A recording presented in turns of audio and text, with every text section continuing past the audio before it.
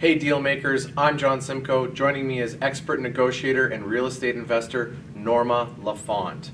And this is video number 3 in our 5 rules of negotiation. So rule number 1 is integrity. Rule number 2 is the rule of ask. We recorded 2 videos before this one. You're welcome to join in and watch them if you have not been following along. Today's video we're going to focus on rule number 3, which is to always deal with the decision maker. I'll go through. Rule number 4 is to learn to listen. We're going to cover that in another video. And the same thing for the attitude is everything. So in today's video, Norma is going to share with us why you should never take a no from a person who is not able to give you a yes.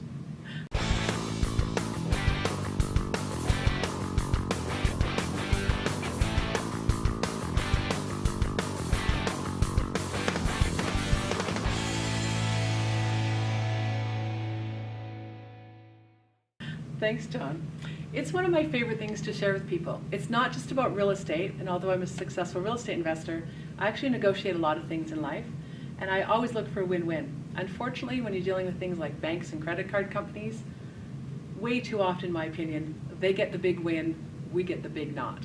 So I want to teach you, one of the things that I've learned is never take a no from someone not in a position to give you a yes on maybe how to lower your cell phone bill or your credit card bill, or maybe even how to negotiate with a mortgage broker at a bank.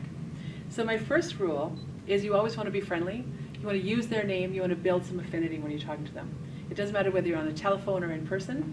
And you want to ask for what you want. And that goes back to our second video, which is the rule of ask. You want to give them a reason to give you exactly what you're asking for. But you want to find out quickly, are they the right people to talk to? Oftentimes it's not. So I'm going to use the example of a credit card. Most people, unfortunately, have credit card debt.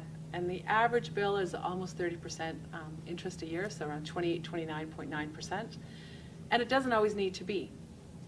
Unfortunately, it's that debt that slows people down. What I've done, and I've had many people follow the rules and follow along, is they'll call their credit card company up. The key to that is to make sure you are not behind in your payments and not late with your payment. So if your payments are current and up to date, call them up. Let them know that you'd like to maybe get a little better interest rate on your credit card. You need to give them a reason. Here's the good news these days. There's credit card offers, if you're a decent credit rating, coming into your mailbox all the time. Oftentimes we'll get credit card offers into our mailbox saying 0% for 8 months or 10 months or with a small 1% transfer fee. Credit cards are vying for your business too. So call your credit card company up. Tell them that you have an offer, you'd really like to stick with them, that gives them a reason to want to help you out, and ask what they could do for your interest rate. 9 times out of 10, the first person you talk to, they're going to tell you no. They aren't in a position to give you a yes because it's not the right person. Simply be really super polite. Tell them, no, thanks, John, I appreciate that you can't do that. Is there a supervisor I can talk to? Because I really don't want to give up my credit card, I'd like to work with you, but I am prepared to move my business. They will almost 99% of the time transfer you to a different person who's a little higher up the food chain who potentially can give you a yes. If they refuse to transfer you, no big deal. Just be really polite, thank them, hang up, and dial again. These are call centers. The likelihood of you getting the same person twice, pretty limited. And if you do, you can both laugh about it, hang up the phone, and do it again. It's true. It's so true.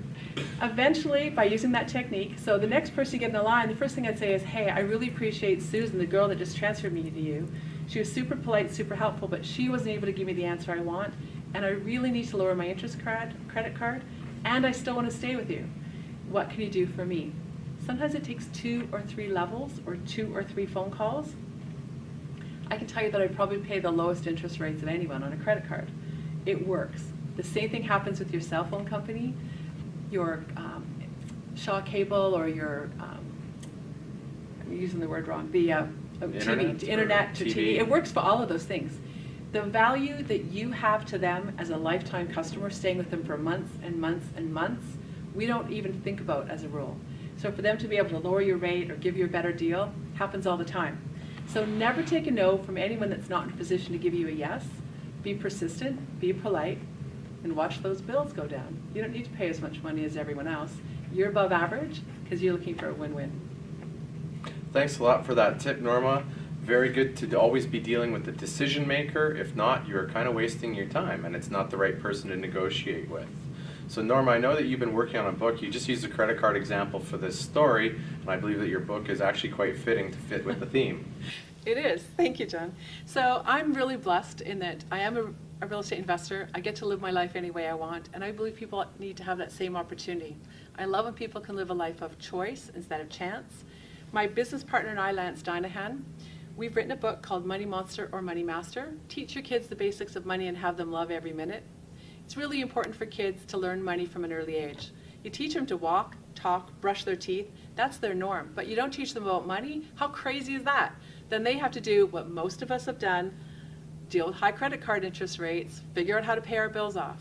So I'm excited about this because it's simple, it's got great, easy to read chapters. Our attention span all these days is about the size of an iPhone.